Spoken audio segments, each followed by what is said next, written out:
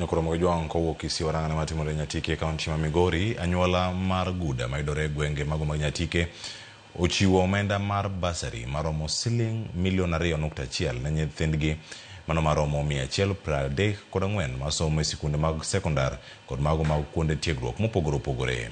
Japuonjre ka japuonjre oyudo omenda maromo $10,500. Jojuma nigilerno.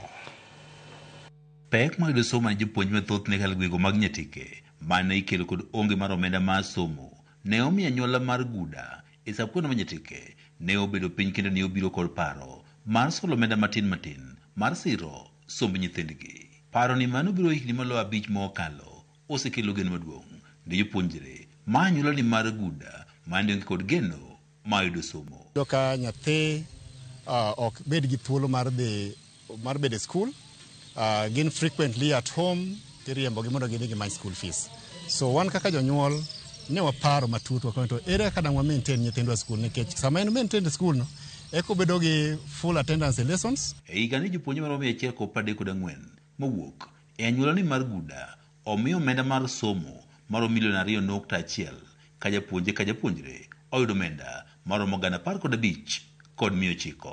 Nyathi ka nyathi dhi yudo $15,925. Gima chalo kamano wagombo ni mondo timre ne ji oganda duto te mondo nyithindwa oyud konyruok, nikech somo ka ok iriwori gi jowadu to samoro nyalo bedo mapek matin. An gi jonyuol na te lakini challenges to ng'eny. Samoro nyadhi skul to ichopo e skul, kichopo kigochone janyuol maybe otemo manyo fees to fees onge madhi chuni ni podi iyo dala matin, lakini nikech koro Guda nitie gikonya dhi mbele maonge challenges mamoko. Nyaka sani onge japuonje moro amora mawuok e anyuola ni mar Guda moseweyo sikul nikech onge omenda mar somo, mabende koro biro kod jol magiyudo ka ok monyuola ni mar Guda. Ka okalo kuom omenda ma jokanyo mag anyuola ni mag Guda solo kod rambe mabende gigoyo osemiyo gibedo kod nyalo mar chulo omenda mar somo ne nyithindgi duto mantie e skundego mag sekondar kod kuondego mag tiegruok. An gi nyithindo 3 modhi chulo negi pesa. An atimo business, to samoro business nigi challenges, samoro en piny. Sani an gi nyithindo 2 moseyudo kony e Guda community kae. Yuto ma jakonyrago kuom nyithinda gi eki en mana yor pur.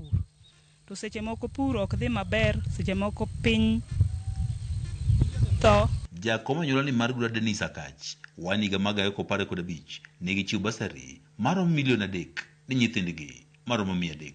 E higa ni wasebedo gi arambe ma jumla wayudo ka kiep mar $3,200,000 ma in total wase support godo nyithindo madhi 300.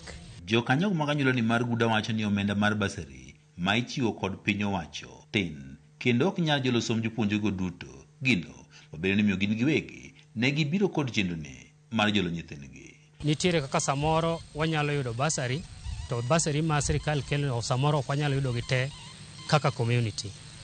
Koro wayudo ka nyithindwa nyo bedo gi rem moko. To ibiro yudo ni nyathi masombe ni piny mogik kata day scholar biro bedo ni chulo $20,000. Koro ibiro yudo ni janyuol pod biro dong' gi pek kuom $14,000 mondo chako sol lwete ofuko. Omiyo ne wabedo piny mondo waneni bedo ni sirikal supportwa to wan bende wan e sirikal. Wan bende wanyalo chako support sirikal e yo machielo. George Juma, Ramogi TV, Migori.